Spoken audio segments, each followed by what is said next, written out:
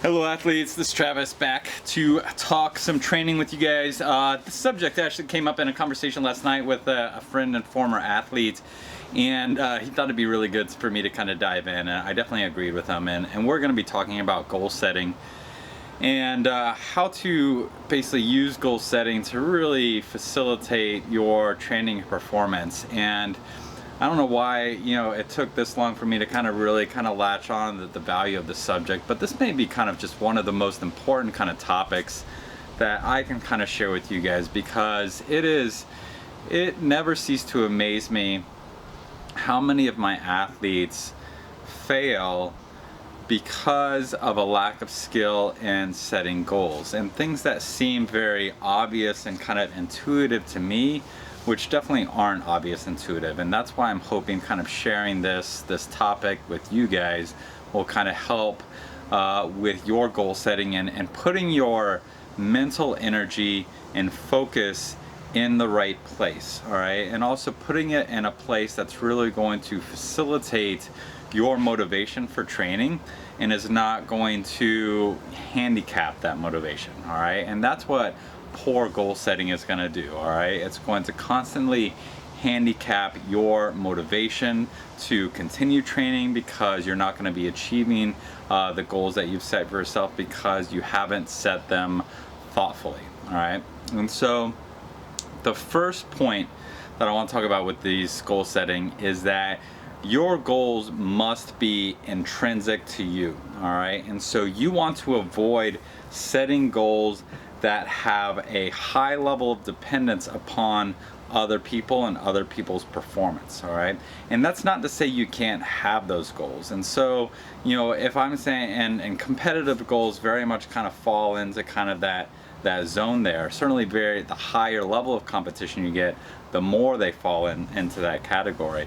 And so if someone is saying that I want to win this championship and that's my goal for this season, well, winning that championship, you could do everything right that season and make no mistakes, and you can still fail in that goal, all right? You can still fail because there are other people doing everything right that are going to come out the other end faster than you are, all right? And so you don't want to put yourself in a position where you can succeed and consider yourself a failure, all right? And that's not to be confused with disappointment, all right? As a competitive individual, you can be disappointed that you failed to reach a certain level with your goals, but you don't want to confuse that with failure, all right? Disappointment and failure are not the same thing, all right? And so that when you are then setting those goals in that situation, you first have to understand where you are, all right? And so you have got to make a very objective evaluation of where you are and where you want to be, and the time scale that's required to get you from point A to point B, all right? And so the issue with setting a goal might not even be what the goal is. It could just be the time scale that you've set for it. And this is true for a lot of athletes. And I work with, the majority of the athletes I've worked with have been youth athletes, and so they're very bad at this. So I'll have an athlete who's pulling, let's say I have a female athlete that's pulling a 750, and she comes to me and says, Travis, do you think that I can get myself to a 720? And I would, for most of those athletes, I'm going to say, yes, I do think you're going to be able to do that. It's going to take you about 4 to 5 years to do that, I'll take a step back. I'm not going to say that right away, but they're going to say, hey, do you think I can get to a 720 by my senior year? And let's say they're a sophomore. And I'm going to say, well, I think you can get to 720, but I think it's going to take you more time to kind of get there. And especially more time to get there if you do it in a safe and thoughtful manner, in a manner that is going to reduce the possibility of injury, of burnout, of overtraining, to get to that point, so that once you get to that point, then you can continue on the next year and be at a 715, and eventually, sky's the limit in terms of how fast you get, depending on how long you're training. And so that timeline is really critical in that. And where coaches need to come in, or more experienced athletes need to come in, or at least you as an athlete that has some maturity and insight into your own process setting these goals for yourself, you need to be able to look at that, where you are, and say, based on the training that I'm doing and the capacity for work that I'm doing and the time commitment that I have available to set towards this goal.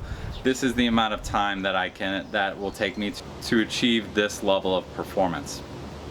All right. And so then we can talk about, okay, well, how do I determine that? How do I determine this time scale? And this is where kind of, experience is going to come into play. Certainly bring in an experienced coach or experienced peer athlete who has been doing it a lot longer, who has a better understanding of training methodology and the adaptation that come in the time that's required for those adaptations, and has the skill to be able to look at where you are and look at your training data and to decide kind of what is required to get you from point A to point B. But absent that, and for the majority of people who don't have access to that, and quite frankly, to be honest with you, in my experience, conservatively, 95% of coaches don't have the skill to be able to do that. All right, most coaches in our sport are not great coaches. Most coaches in our sport are great leaders or great organizers. All right, but it takes a lot of work to kind of get that knowledge and background expertise and that insight into training. And honestly, the demand for coaching in our sport and rowing, in any sport, is far greater than the supply of truly insightful individuals. All right, and so it is a danger when those individuals kind of don't have the humility to understand kind of where the border lies for those various skill sets, and they start to tell an athlete or guide an athlete in the wrong direction with their goals, or try to set those goals too high, or they buy into this horrible kind of way of thinking that seeped into our culture in the last couple decades of if you try hard enough you can succeed, or if you put your mind to it you can get it done. All right, sure, that is step one. All right, but there's a lot of other stuff that has to come into place. Certainly there's environmental factors that come into place. There's a little bit of chance. If you get hit by a car on your way, 3 years into your athletic career, that's going to derail you. All right, so there's things that's extreme, but there are things that can come that you have no control over that are going to kind of get in your way. And so you need to understand and you need to be able to appreciate that. And most coaches lack the ability to kind of give that hard truth. All right, and the coaches that do, they will really resonate with the athletes that appreciate that. And they're really going to kind of put a barrier between themselves and the athletes who don't have the maturity or conditioning to appreciate that level of honesty. All right, the people that really just want kind of the hug and the pick me up, those people, you're going to have trouble helping them kind of set those goals and being honest with them. It can be done if you have a diplomatic mindset and a way of communicating, then you can kind of ease that information into them and get them comfortable with it. But that's a challenge. That's another skill set that a lot of coaches don't have. All right, again, because being a coach, all right, is a job, and it's a job that draws on a lot of different skill sets, and your success in that job doesn't require you to be particularly good in one skill set or another. It's about the balance of those skill sets. All right, and so you got to be careful with that. You got to be careful with how much reliance you're putting on coaches and how broad that reliance is. And you need to be able to recognize, is this coach a great coach because of their leadership skills? Is this a great coach because of their organizational skills? Is this a great coach because of their insight into the sport and training methodology? Are they a great coach because of their ability to teach?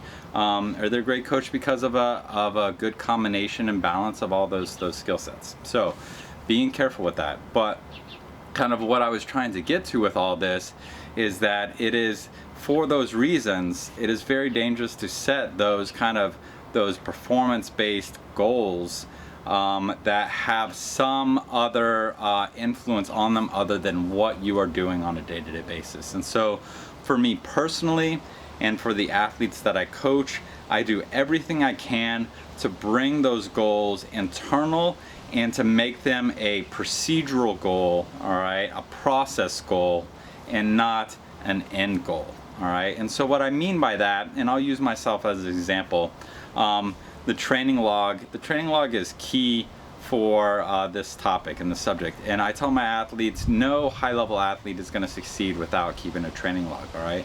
And the training log is valuable for lots of things, certainly collecting data to communicate to somebody else who's trying to help you, coach, whatever it might be, for being able to look back and trying to track issues with your training, or being able to track what was contributing to a really successful period of training.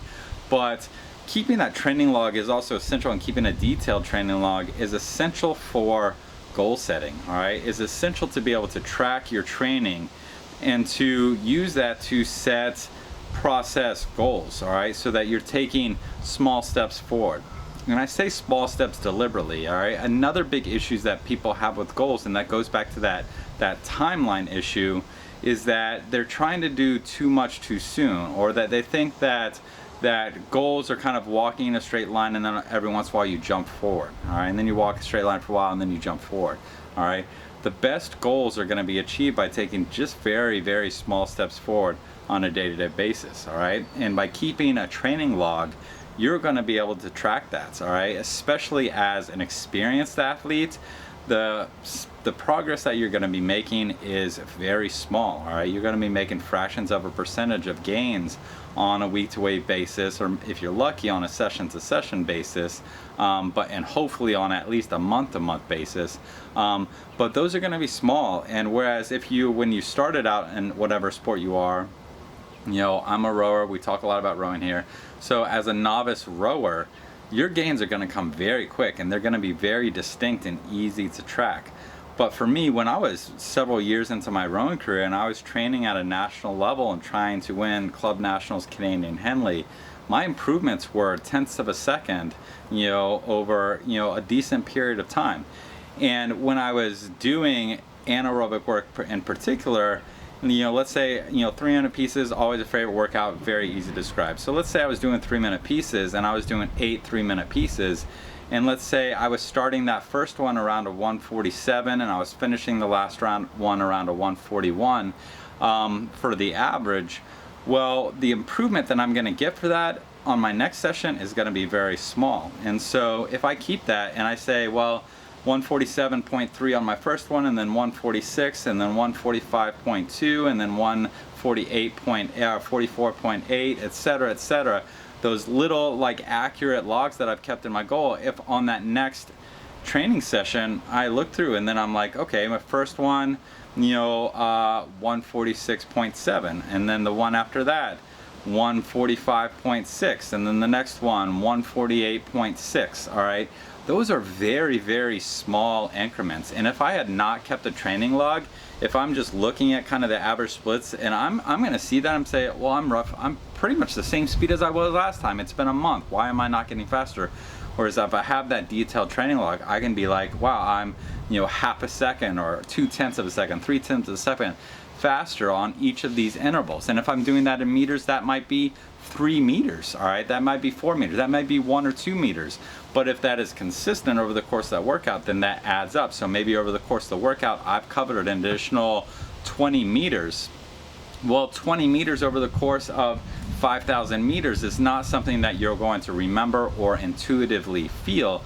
But if you're tracking that and measuring that, that 20 meters is substantial. I mean, look at what 20 meters is, and then imagine yourself winning a race by that amount. That's not a photo finish, all right? That's a significant margin, all right? You know, you go to track and field where people are racing 5,000 meters, you know, and if someone's winning by 20 meters, that's a good margin, all right? You know, it's a small margin percentage-wise, but it's still a good margin. And if you're not tracking that, there's no way you're just going to be able to feel that 20 meters. And so that's why keeping detailed training logs is going to be critical for keeping track of that progress. And so your goal is to go into each session having great detailed records about what you usually do for that session. And then for me, I generally try to kind of match or slightly underperform what I did on the previous session in the early, you know, stages of whatever that new session is, all right? And so, essentially for the first half or first 2/3 of a workout, I'm trying to kind of match where I was. And if I am going faster, it's not because I'm trying to go faster. Generally I'm kind of holding my back. I'm really trying to kind of pace myself, and I'm going faster just because I'm fresh and kind of my body is kind of biting at the bit. But the improvement, I tell athletes a lot, and this is particularly true in steady state where you're going to measure it a little bit different, is that your improvements, your gains in your training with your speed should really come in the last third of a session. All right, you should not be trying to set PRs and set records in the first half or even 2/3 of a training session. Definitely not in the first fifth or quarter of a training session. That's a horrible idea because you're still kind of in the honeymoon period of feeling good, even if you're not actually doing good. But the last third of a session is really where gains are made. And so if you're going into a session and you are adapted, you are actually faster than you were the last time you did that session, and then you sit down and you're matching your speed for the first half, first 2/3 of that session for the beginning stages compared to where you were last time, then the reality is you're actually you're underworking where you were. You're not quite working as hard as you were before. And so when you move out of those initial stages, you should be really fresh. And so when you get past that, one, you're going to be in a really good rhythm.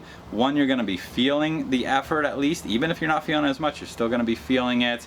And so you're not going to kind of be seduced into going super fast because you're in a honeymoon period with energy or perception. You're going to be feeling the work even if you're doing good. And then once you get to the last third and you're like, okay, I can kind of start to take the brakes off, and let my body start to row how I feel. And then all of a sudden, it's almost like a mini slingshot. You're just going to start to kind of ramp it up, and you're going to start to go faster. And you're going to quickly pull your average down below whatever your best was before. And then depending on how good you are, you're going to kind of push down below that average for however much longer you have in that training session, all right? And then you'll finish that training session. Your final times will be faster than they were before.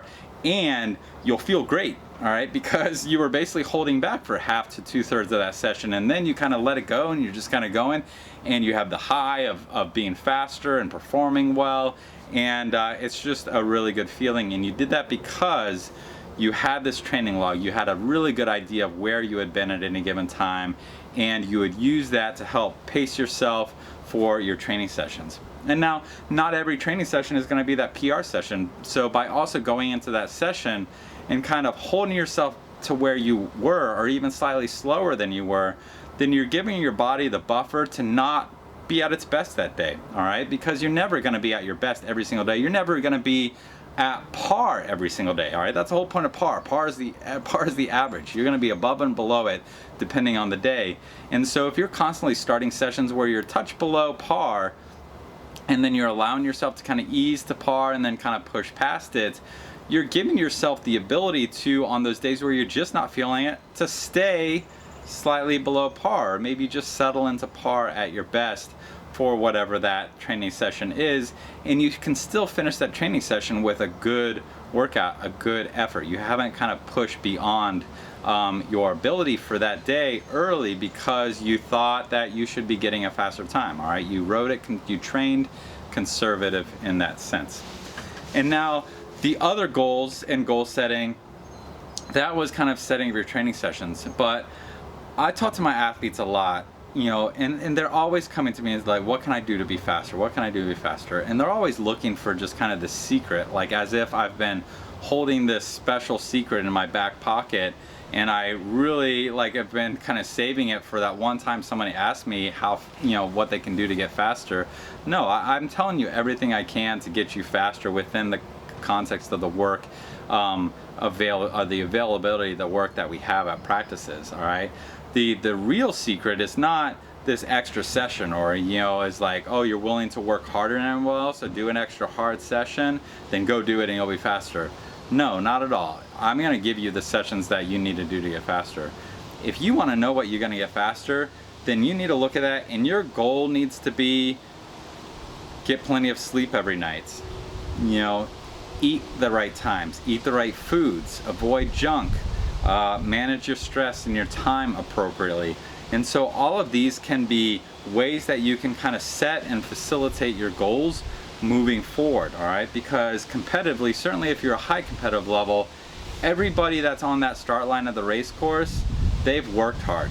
They've probably, if you're in school, then their workload, the amount of time that they've spent at practice, is probably almost identical to the time that you have spent at practice, all right? And so if you want to kind of get a step forward on those athletes, you need to make changes outside of practice, all right? You need to make sure that you're going to bed early at night, that you've balanced your time commitments, and you've organized, your studies to the point where you can get to bed early and at the right time to get enough sleep, that 8, 9, 10 hours of sleep in a night, that you are eating healthy, that you're bringing food to practice so that when you're done with practicing, you can eat afterwards, that you're making sure you're eating before practice. You're not coming into practice, fasted and starved. And granted, I'm assuming people are eating kind of the normal carbohydrate-based diets. For me, I don't do that. So for me, my food intake does not impact kind of my training performance, right? Because my training performance,